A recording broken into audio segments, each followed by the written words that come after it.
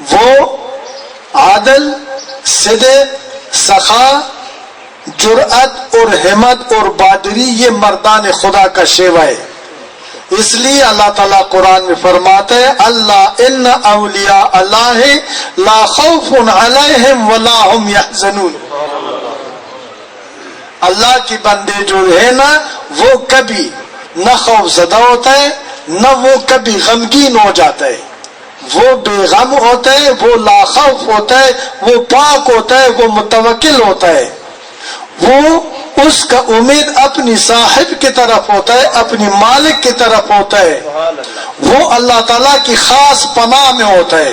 جو درویشوں سے محبت کرتا ہے وہ بھی اللہ کی خاص پناہ میں ہوتا ہے. یعنی وہ بھی درویش ہوتا ہے. درویش کا سینگ نہیں ہوتا ہے، درویش عوام میں نہیں اٹھتا ہے. درویش کون ہے؟ فقیر کون ہے؟ اللہ کا بندے وہ یہ لوگ جو امر بالمعروف اور نہی عن المنکر پر کاربند ہے. بخدا میں دعوے کے ساتھ کہتا ہوں وہ سارا درویش ہے، وہ سارا پاک لوگ ہے، وہ سارا اللہ کی بندے ہے. اللہ ان پر مہربان ہے.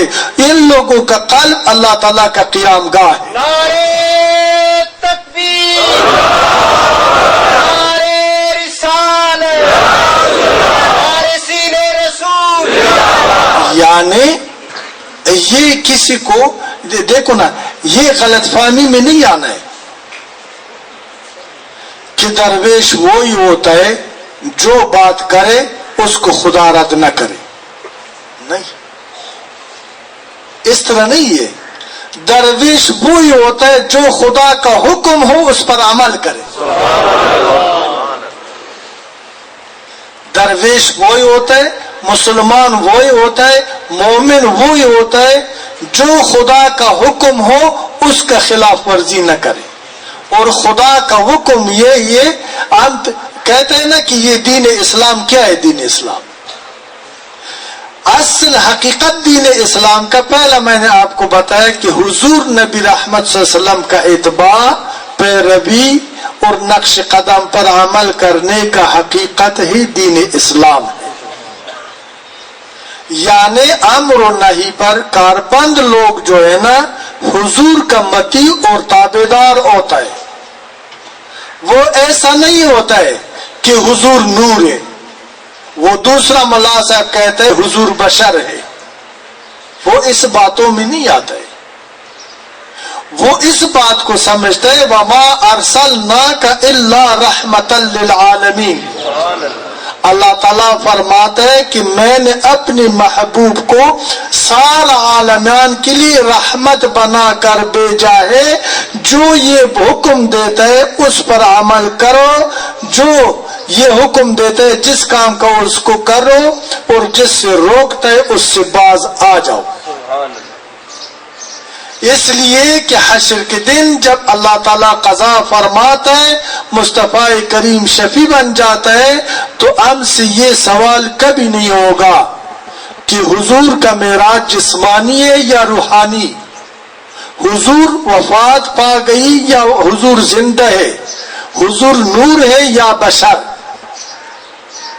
ہم سے یہ ضرور پوچھے گا کہ آپ نے رحمت عالم صلی اللہ علیہ وسلم کا اتباع کیا ہے، عمل خیر لائے یا شر، نیکی کیا ہے یا بدی، زندگی بندگی میں گزارا ہے یا بغاوت میں. تو اگر ہمیں نجات چاہیے، یہ ایک دوسرے پر کفر اور شرک اور گستاخ کا فتوے لگانا یہ مسلمان کی شان نہیں ہے. اللہ تعالیٰ نے سب انسانیت کو پاک فطرت پہ پیدا فرمایا ہے، اور وہ پاک فطرت دین اسلام ہے. اور اللہ فرماتا ہے کہ یہ دین اسلام میرا فطرت ہے. انسان کو اللہ نے پاک فطرت پہ پیدا فرمایا، اور پاک فطرت دین اسلام ہے، اور دین اسلام اللہ کی فطرت ہے. یعنی اس سے سب واضح معلوم ہے کہ انسانیت کا بنیاد، انسانیت کا باپ ابو جیل نہیں تھا, فرعون نہیں تھا, شداد نہیں تھا, نمرود نہیں تھا. انسانیت کا باپ حضرت آدم صفی اللہ تھا کہ وہ اللہ تعالیٰ کا پہلا نبی ہے. یعنی یہ فطرت ہمارا پاک اس لیے کہ ہم نے اپنی نبی کی نسل سے پیدا کیے. بعد میں تو ہم نے اگر فطرت پہ ظلم کیے, پاک فطرت کو اگر پلید بنائے, یہ ہمارا حرص نے کیا ہے, یہ ہماری تربیت کے اوپر یہ مربوط ہے, یہ معاشرے نے اپنے حالات ہم پر مسلط کیے, نفس و شیطان ہم پر حاوی ہو گئی, پاکی کے ساتھ ہم نے پلیتی کو ملا دیا. آج ہم فطرت کے خلاف عمل کر رہا ہے, آج فطرت کو ہم نے مجروح کیا ہے, فطرت پاک فطرت کو آج ہم نے مسخ کیا ہے. اس لیے نہ ہمارا اللہ پر یقین ہے, نہ اسلام پر یقین ہے, نہ قرآن پر یقین ہے, نہ پاکی پر یقین ہے. اپنی عقل و علم اور دھوکہ اور فراڈ کو خدا سمجھ کر کے ہم اس کی پوجا کر رہے ہیں. تو ہمیں چاہیے کہ ہم فطرت کی طرف آ جائے. یعنی انسان کا یہ فطرت پاک کیوں, ابھی گناہگار ہے, بدکار ہے, شرابی ہے, چور ہے یا نیکوکار ہے, اس کا دل و دماغ محسوسات کا خزانہ ہے. آپ اچھی بات بتاؤ اس کا بھی احساس ہے, بری بات کر لو اس کا بھی احساس ہے, دلجوئی کر لو وہ بھی جانتا ہے, دل آزاری کر لو وہ بھی جانتا ہے. اگر یہ تمیز انسان کر سکتا ہے تو یہ واضح ثابت ہے کہ انسان کی فطرت یہ نہیں ہے کہ ہم پلیتی کی طرف بڑھ جائے. انسان پلیتی کو پسند نہیں کرتا ہے, انسان کا یہ چاہت ہے کہ میں پاک ہوں. یعنی کسی انسان کا یہ رضا نہیں ہے کہ اللہ اس سے ناراض ہو. کوئی مسلمان یہ نہیں چاہتا ہے کہ وہ بے نماز ہو, وہ بے حیا ہو, وہ بدکار ہو, وہ مجرم ہو.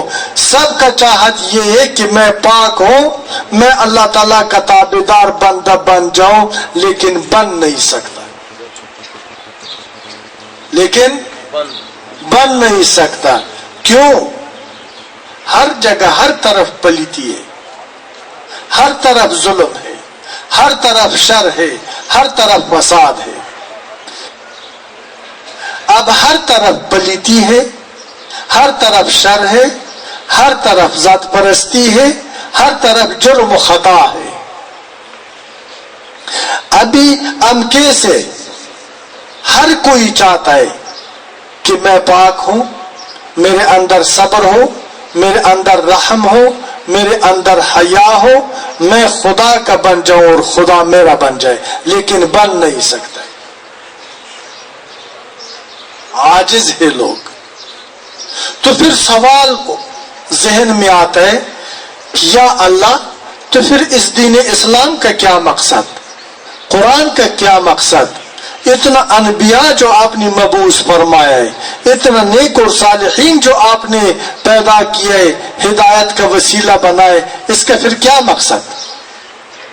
اس کا مقصد یہ ہے کہ انبیاء, اولیاء, صالحین, صدیقین اور پاک لوگوں کو اللہ تعالیٰ نے یہ توفیق عطا کی ہے, یہ توفیق عطا کی ہے کہ جو بھی پلید اس کے پاس آ جاتا ہے اس کو پاک فرماتا ہے, جو بھی حریص آ جاتا ہے اس کو قانے بناتا ہے, جو بھی باغی آتا ہے اس کو بندہ بنا دیتا ہے. یعنی نیک اور صالحین لوگوں کا کام یہ ہے کہ اللہ اور اللہ کی مخلوق کے درمیان فاصلوں کو ختم کر دینا اور اللہ اور اللہ کی بندوں کے درمیان راضی نامہ کرا دینا. جن لوگوں سے اللہ ناراض ہو, جن لوگوں سے اللہ خفا ہو, ان لوگوں کا اللہ کا ان لوگوں سے صلح کروا دینا, لوگوں کو اللہ کی غضب سے نکال دینا اور اللہ تعالیٰ کی رحمت کی طرف دعوت دے دینا. فاصلے اور ایجاب اللہ اور مخلوق کے درمیان ختم کر دینا. اس لیے کہتا ہے کہ حب درویشان کلید جنت است. ہمارا فطرت پاک ہے، پلیت نہیں ہے، لیکن پاکی وہ ہیرا بن گئی. جس طرح ایک بہت بڑا پہاڑ میں بہت بڑی بڑی پتھر ہوتا ہے لیکن بیکار ہوتا ہے. اگر معدن شناس انجینئر آ جائے اور ہمیں بتا دے کہ اس پہاڑ کا یہ جگہ کھدائی کر لو، ادھر ہیرا ہے، ادھر یاقوت ہے، ادھر زمرد ہے، جب ہم وہ بات مانتے ہیں تو ادھر کام کرتے ہیں، وہ ہیرا باہر آ جاتا ہے. اگر ہم خود پورا سال لگے رہے وہ ہمیں ہیرا نہیں ملتا، اس لیے کہ ہم مادہ شناس نہیں ہے، ہمیں پہچان نہیں ہے. اولیاء اللہ جو ہے نا، انسان کا وجود ایک پہاڑ جیسے، اور وہ پاک فطرت وہ ہیرا ہے جو اللہ کی دوستوں کو نظر آتا ہے، جس سے انسان خود بے خبر ہوتا ہے کہ میرے اندر کیا ہے.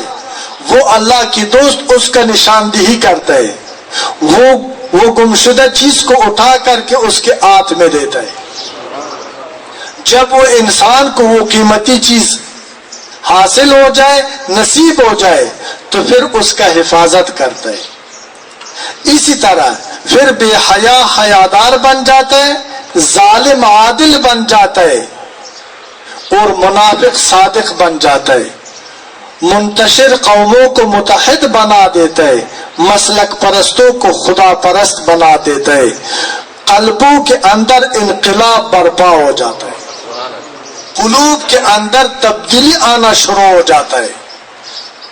میں نے ایک جگہ میں لکھا ہے کہ انقلاب قتل انسانیت کا نام نہیں ہے، بلکہ انقلاب حقیقی اور معنوی تبدیلی لانے کا نام ہے. نعرے تکبیر، نعرے رسالت. یہ تبدیلی میرے وجود سے نہیں آتا ہے، یہ تبدیلی پرانا عمارت کو گرا کر کے نئی عمارت سے تبدیلی نہیں ہوتا ہے. لاکھوں لوگوں کو کٹ کر کے اس کو صرف بات سنا دو، اس سے تبدیلی نہیں آتا ہے.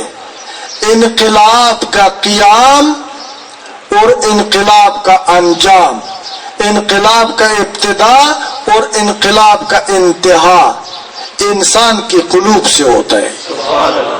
تبدیلی وہی لوگ لے آ سکتا ہے، انقلاب وہی لوگ لے آ سکتا ہے جس کے پاس دل ربا کا طاقت ہو.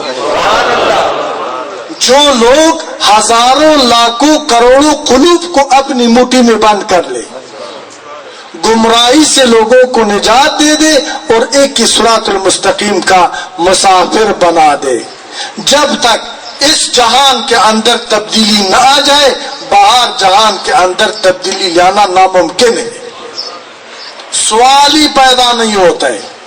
باہر تبدیلی اگر ہم جنگ کے ذریعے، ہتھیار کے ذریعے، طاقت کے ذریعے کسی کے اوپر مسلط کرتے ہیں، خونریزی سے سوا، تباہی سے سوا اور ہمیں کچھ نہیں ملے گا، بد سے بدتر ہو جائے گا.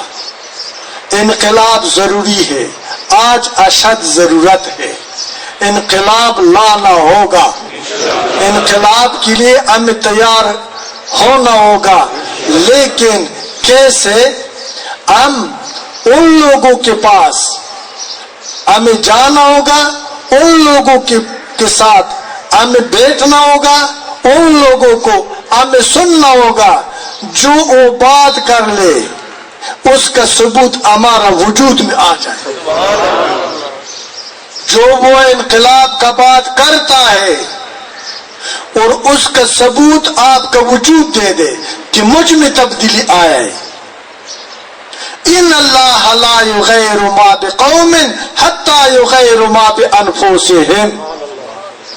اللہ تعالیٰ کسی قوم کی اچھی یا بری حالت کو تبدیل نہیں فرماتا جب تک وہ لوگ اپنے آپ میں تبدیلی پیدا نہیں کرتا.